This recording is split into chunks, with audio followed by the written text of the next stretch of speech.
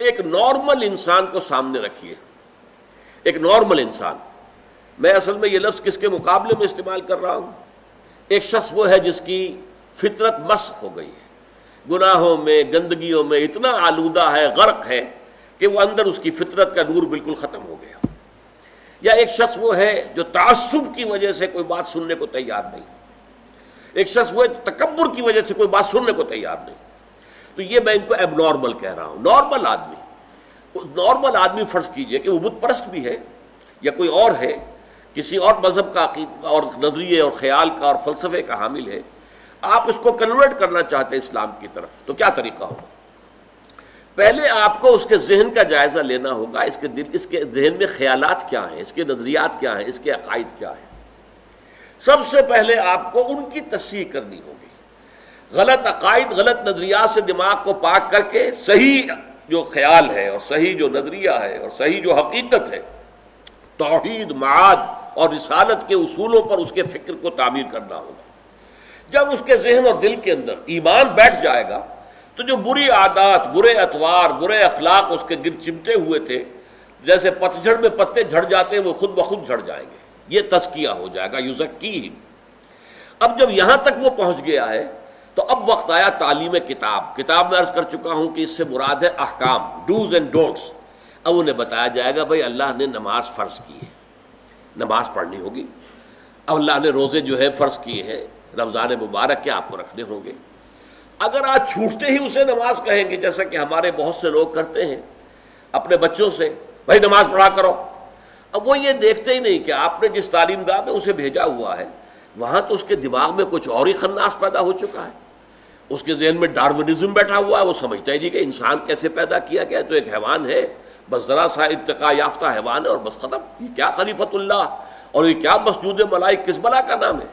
اس کے دماغ میں وہ بات فٹ بیٹھتی نہیں۔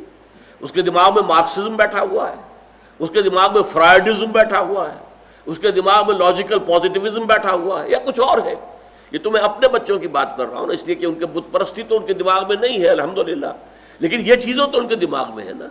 تو پہلے آپ ان کے دماغ کی تطہیر کیجئے، ان کے فکر کی تصحیح کیجئے، ان کے خیالات صحیح بنیاد پر استوار ہو، تب کہیں کہ نماز پڑھو۔ ورنہ محض یہ نماز پڑھا کرو تو انہیں نماز نہیں پڑھی، ڈانٹ دیا آپ نے، اس سے کچھ حاصل نہیں۔ تو جو نارمل طریقہ ہے، پہلے فکر کی تطہیر ہو، اس سے اخلاق کی تطہیر خود بخود ہو جائے گی۔ برے اعمال کو برے نظریات سے غذا ملتی ہے۔ جب نظریہ یہاں یہ بیٹھ جائے گا کہ مرنے کے بعد جی اٹھنا ہے اور جواب دہی کرنی ہے اپنے ایک ایک فعل اور عمل کی، تو خود بخود جو ہے انسان کے وہ جو بھی اس کے جو پتے لگے ہوئے تھے برائیوں کے، وہ پتے پتجھڑ کے موسم کے ساتھ جھڑ جائیں گے۔ اب انہیں فقہ کی تعلیم دیں، قرآن کے احکام بتائیں، اس کے آداب بتائیں، حرام کیا ہے حلال کیا ہے یہ بتائیں، اور پھر سب سے اونچا درجہ جو ہوگا اسے کہیے کہ متخصصین جو ہوتے ہیں، اسپیشلائزڈ، وہ حکمت کی تعلیم ہو۔ اور حکمت کیا ہے؟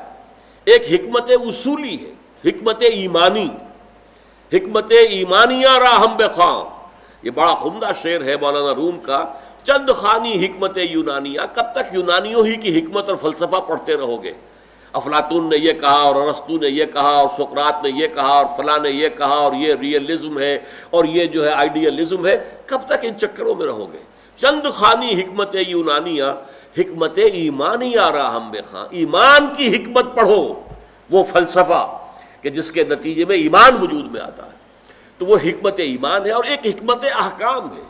حکمت احکام کیا ہے؟ یہ چیز کیوں فرض کی گئی، اس کی آپ کو وجہ معلوم ہو جائے، یہ چیز کیوں حرام کی گئی، اس میں ہمارے لیے کیا فائدہ ہے، یہ در حقیقت ہماری بہبود کے لیے، ہماری بھلائی کے لیے، ہماری خیرخواہی کے لیے کام دیے گئے۔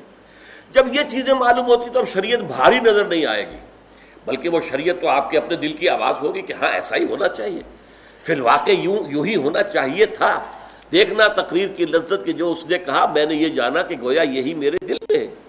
یہ ہے natural process of converting a person to Islam and ایمان۔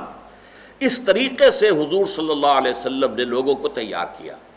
پہلے قرآن مجید ان کو پڑھ کر سناتے رہے، جن کے اندر فطرت جو ہے ابھی کچھ بھی بیدار تھی، تھوڑی سی بھی، چاہے کمزور تھی، مزمحل تھی، اندر روح جو ہے وہ ابھی مری نہیں تھی، وہ کھنچ کر آ جائیں گے، جیسے کہ میگنیٹ جو ہے وہ لوہے کی چیز کو کھینچ لیتا ہے۔